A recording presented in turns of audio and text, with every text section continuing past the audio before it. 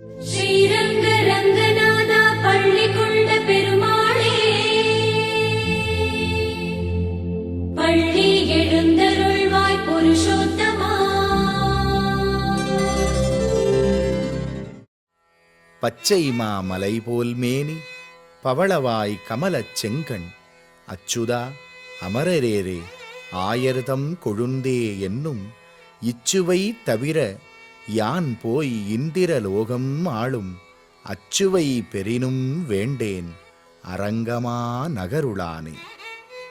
காவிரி நதி பாய்ந்து வளம் கொழிக்கும் சோழ மண்டலத்தில் பள்ளி கொண்டிருக்கும் பரந்தாமனாம் அரங்கநாத சுவாமியை கண்டு அவனருளைப் பெற உலகின் பல பாகங்களிலிருந்து வருகை தரும் பக்தர்களின் தங்கும் வசதிக்காக அவ்வரங்கனின் அருளோடு யாத்திரி நிவாஸ் தங்கும் விடுதி நவீன வசதிகளுடன் பிரம்மாண்டமாய் கட்டப்பட்டுள்ளது.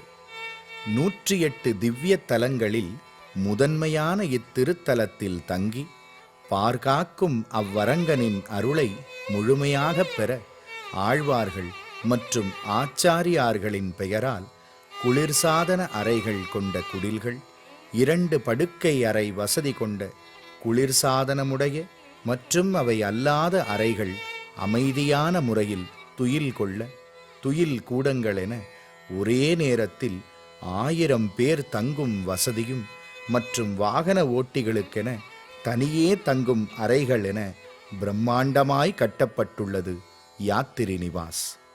வடகாவிரி நதிக்கரையில் இயற்கை எழிலுடன் உணவகம், சிறுவர் பூங்கா, விளையாட்டுத் திடல், பல்பொருள் அங்காடி, ஏடிஎம் மையம், வாகனம் நிறுத்துமிடம், ரயில் பேருந்து வசதி ஆகியனவும் இங்கு அமைக்கப்பட்டுள்ளது.